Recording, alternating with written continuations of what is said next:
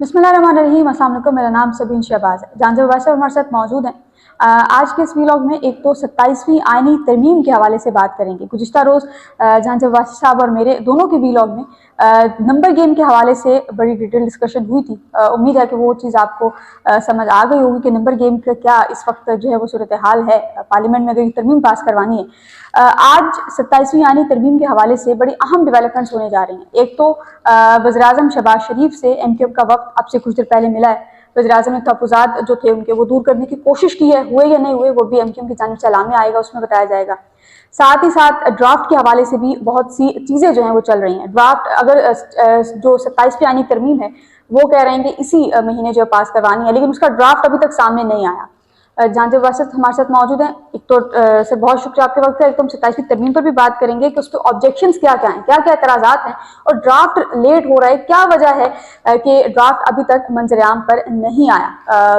खुद भी जानजब से कि बहुत से सोर्सेज से बात हुई है, सब ये कह रहे हैं कि इस वक्त तक मसवदा नहीं जारी किया गया।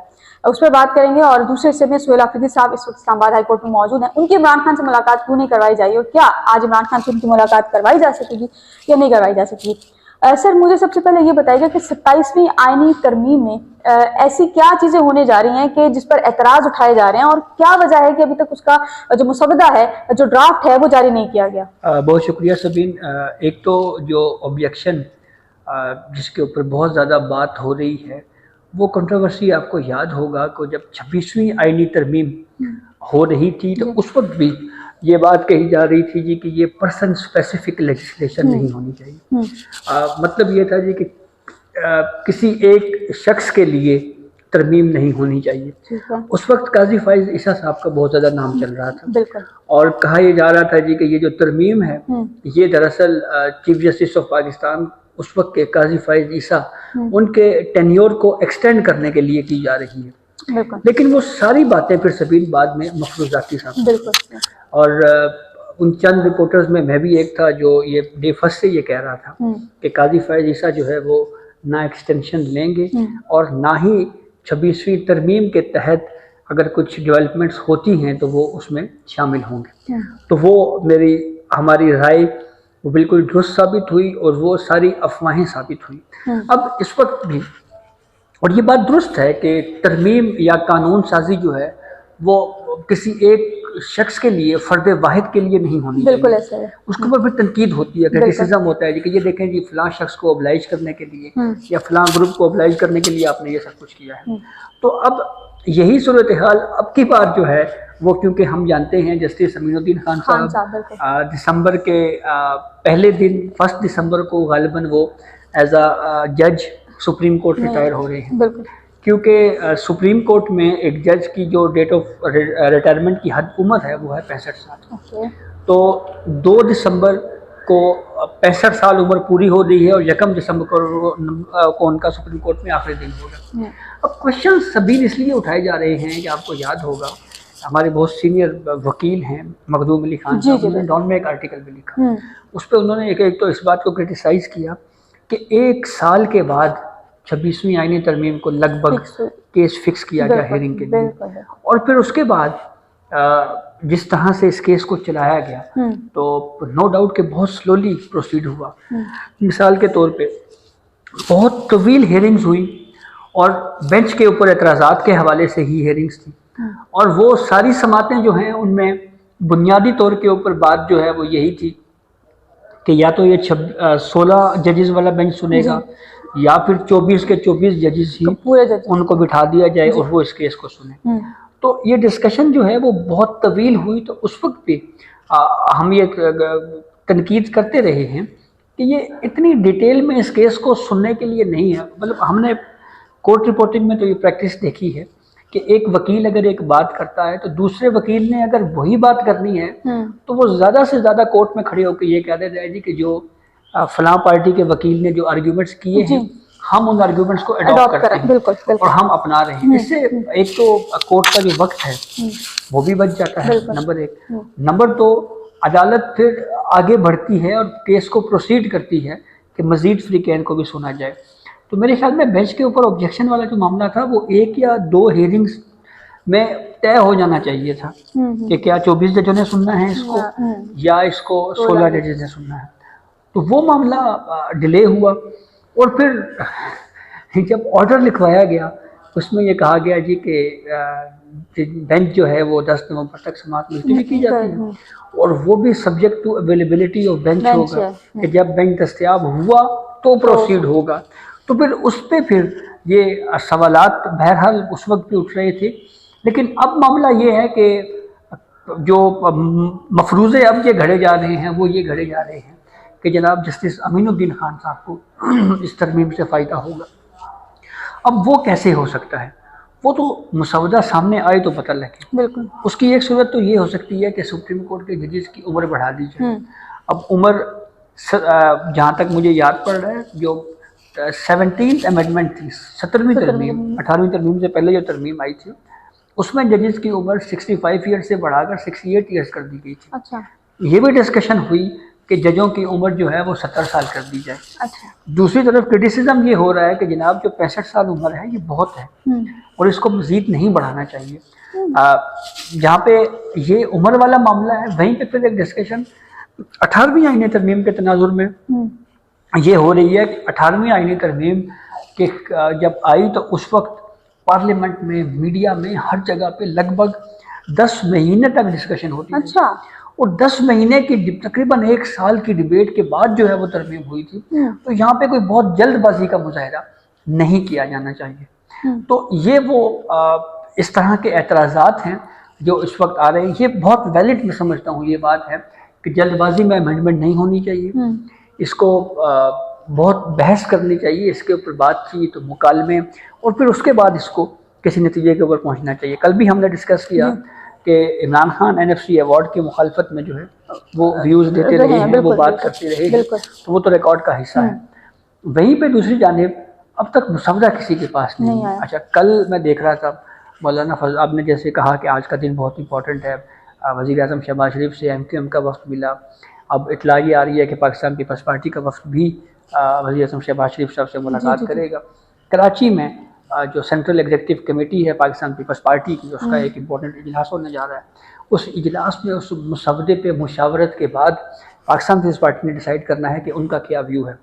ये तो हम पिछले व्लॉग में भी कह चुके हैं कि पाकिस्तान पीपल्स पार्टी का जो रोल है वो बहुत इंपॉर्टेंट है और पाकिस्तान पीपल्स पार्टी ने अगर एग्री किया तो सूरत हाल जो है वो यकसर मुख्तलिफ होगी, क्योंकि 18वीं तरमीम से ये कुछ चीज़ें लिंक करती हैं। गो के कल तारिक फजल चौधरी साहब ने ये बात कही, उन्होंने ये कहा जी कि जो 18वीं तरमीम को रोल बैक करने के हवाले से बात की जा रही है ये महज प्रोपेगेंडा है और उसमें कोई फैक्चुअली बात नहीं है। तो अब पीपल्स पार्टी ने वज़ीर आज़म शहबाज शरीफ से आज मुलाकात करनी है, तो गहमा गहमी तो बहुत है, लेकिन एक चीज़ जो अभी तक मिस है वो ये है डॉक्यूमेंट कि तरमीम एग्जैक्ट है क्या, उसका मतन में क्या कहा गया है। वो जब बहस तब होनी है जब एक डॉक्यूमेंट आपके पास आए।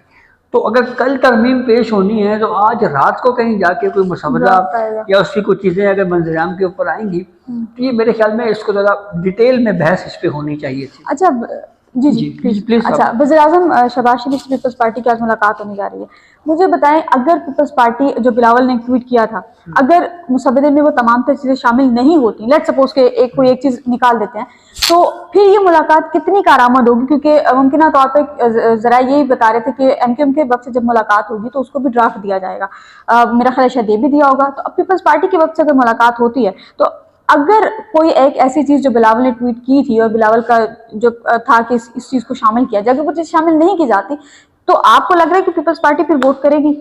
देखें, पहली बात तो ये है कि जो मुसवदा है वो उसमें क्या कुछ है। वैसे एक राय, एक व्यू तो ये भी आ रहा है कि 27वीं तरमीम के ये जो पॉइंट्स बिलावल की जानिब से सोशल मीडिया पे लीक किए गए या पब्लिक किए गए, कहीं ना कहीं कंसेंसस पहले से हो चुका था और विदाउट कंसेंसस या बगैर मुशावरत या बगैर ये सारी सूरत हाल को तय किए ये मुमकिन ही नहीं लग रहा कि जी ये कुछ तरह की डेवलपमेंट हो रही है। दूसरी राय इसमें ये आ रही है कि कबल वक्त इस कुछ चीज़ों को लीक करके ये मैसेज दिया गया कि कंट्रोवर्सी क्रिएट हो जाए और ये तरमीम जो है वो मंजूर ही ना हो सके।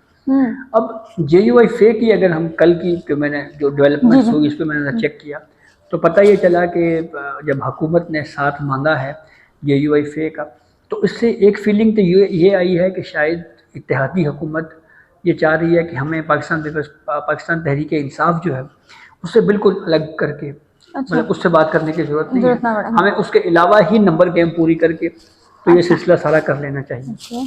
एक तो ये ओपिनियन आ रहा है सामने। अब उसके लिए JUI की ज़ाहिरी बात है, उनको नंबर गेम्स में JUI की ज़रूरत है। तो JUI को ने भी वही कहा है, मौलाना फजलुर रहमान साहब ने भी वही कहा है कि जनाब सबसे पहले आप हमें मुसवदा देंगे तो फिर उसके बाद आगे बढ़ेगी बात। तो सवाल तो वहीं पे रुका हुआ है कि डॉक्यूमेंट मुसवदा कहाँ पे है। मुसवदा मिलेगा और फिर उस पर बाद जो है वो देखने वाली बात होगी कि कौन सी पार्टी का किसके ऊपर इख्तिलाफ है और किस पार्टी का किसके ऊपर इत्तेफाक कर रही है। ये वो सारी चीज़ें हैं जो डॉक्यूमेंट की सूरत में सामने आएंगी। जैसा हमने रिपोर्ट भी किया है कि 26वीं आईनी तरमीम के मामले पे जब डिस्कशन हो रही थी तो खबर ये सामने आएगी कि सिविलियन का फौजी अदालतों में ट्रायल के लिए आईनी तरमीम में कुछ तरमीम शामिल कर दी गई थी। तो उसके ऊपर कहते हैं रिएक्ट हुआ, JUI ने रिएक्ट किया, मुस्लिम लीग नून ने कहा नहीं, तो फिर उसके पीपल्स पार्टी ने कहा कि ये कि नहीं, तो उसके बाद कहते हैं जी कि वो चीज़ जो है वो उससे निकाल ली गई थी। अच्छा। तो अब यहाँ पे भी अगर मुसवदा सामने आएगा, उस पर डिस्कशन होगी, तो फिर उसके बाद ही जो है वो मामला आगे बढ़ेगा, उसके बाद ही ये सूरत हाल क्लियर होगी कि उस पर है क्या। आज का दिन इसलिए भी इम्पोर्टेंट है कि जैसे कहा ही जा रहा है कि मुसवदे के कुछ नुकात जो हैं वो आहिस्ता आहिस्ता लीक होना शुरू हो जाएंगे, कुछ चीज़ें आना शुरू हो जाएंगी, लेकिन मेरे ख्याल में ये ऑफिशियली आना चाहिए था। दूसरी बात इम्पोर्टेंट ये है कि पाकिस्तान पीपल्स पार्टी अपनी सेंट्रल एग्जीक्यूटिव कमेटी इजलास में क्या फैसला करती है, और उस इजलास में जाहिर बात है मुशावरत के लिए। अच्छा, ये भी बड़ी एक अहम बात है कि डॉक्यूमेंट मीडिया के पास नहीं है। हम सिर्फ उसी ट्वीट की बुनियाद के ऊपर ही तबसरे कर रहे हैं जो बिलावल भुट्टो ज़रदारी साहब ने। अब एक पॉलिटिकल पार्टी है वो अगर एक इजलास बुलाती है उसमें मुशावरत किस बात पे होगी? इसका मतलब ये होगा कि पाकिस्तान पीपल्स पार्टी ने सेंट्रल एग्जीक्यूटिव कमेटी का जो इजलास बुलाया हुआ है वो डॉक्यूमेंट होगा तो उस पर मुशावरत होगी। तो दो बातें हैं, या तो एक बात तो ये है कि मेन क़यादत को सब कुछ पता है कि है क्या, या दूसरी बात ये है कि उनके पास ऑलरेडी वो डॉक्यूमेंट, वो ड्राफ्ट जो है वो मौजूद है। अच्छा, दूसरा सुहेल अफरीदी वज़ीर आला के पी, इस वक्त पाकिस्तान तहरीक इंसाफ के मुताबिक सुहेल अफरीदी इमरान खान की परफेक्ट चॉइस हैं। उन्होंने काबीना बनाई, वो उन्होंने अपने एंड पे बनाई, उन्होंने किसी की नहीं सुनी। काबीना में वही लोग शामिल किए जिसका इमरान खान ने अपनी बहन के जरिए कहलवाया था, या सुहेल अफरीदी को जिनको लगता था कि शामिल करना चाहिए वो उनको। आज सुहेल अफरीदी का नाम दोबारा से लिस्ट में शामिल है इमरान खान से मुलाकात के लिए। अभी तक पटियाला रवाना हुए नहीं है, लेकिन हो सकता है कि वो आज पटियाला जाएंगे भी, मेरे नाम लिस्ट में। उनके साथ एक और वज़ीर बल्दियात हैं मीना खान अफरीदी, वो भी उनका नाम भी लिस्ट में शामिल है, वो भी सुहेल अफरीदी के हमरा जाएंगे। अच्छा, आज इमरान खान की बहनें बशमूल वज़ीर आला के पी जो है वो इस्लामाबाद हाई कोर्ट इस वक्त भी मौजूद हैं, और वो ये कह रहे हैं सुहेल अफरीदी अंदर नहीं गए, वो इस्लामाबाद हाई कोर्ट बाहर एहतजाज हो रहा था, उसे एहतजाज में शरीक थे। लेकिन सुहेल अफरीदी ये कह रहे हैं कि इमरान खान के जो केसेस हैं वो फिक्स नहीं करवाए जा रहे। उन्होंने भर मीडिया टॉक में ये कहा है, और वही बातें जो उन्होंने पार्लियामेंट सुप्रीम कोर्ट के बाहर की थी अवामी असम्बली में, वही बातें उन्होंने इस्लामाबाद हाई कोर्ट के बाहर की। मुझे ये बताएं कि सुहेल अफरीदी ने कहा है कि इमरान खान से मुलाकात ना करवाने पर मैं तौहीन अदालत की दरखास्त दायर करना है। बायोमेट्रिक भी उन्होंने करवाई है, दरखास्त अब थोड़ी कुछ देर में जो है वो दायर हो जाएगी। मुझे बताएं कि सुहेल अफरीदी की इमरान खान से मुलाकात क्या तरमीम के मामले पर, क्योंकि अगर हुकूमत तहरीक इंसाफ से रब्ता करती है तो डेफिनेटली तहरीक इंसाफ कहेगी कि हमने इमरान खान से मुशावरत करनी है। जो 26वीं तरमीम में जो कुछ हुआ था, तहरीक इंसाफ कहेगी कि हमने इमरान खान से मुशावरत करनी है। तो अगर 27वीं तरमीम में पीपल्स पार्टी नहीं मानती और सुहेल अफरीदी की मुलाकात अभी तक तो नहीं होने दी गई जब से वज़ीर आला बने, लेकिन क्या अगर 27वीं तरमीम की बात आती है तो गवर्नमेंट ये मेक श्योर करेगी कि सुहेल अफरीदी की मुलाकात इमरान खान से हो जाए?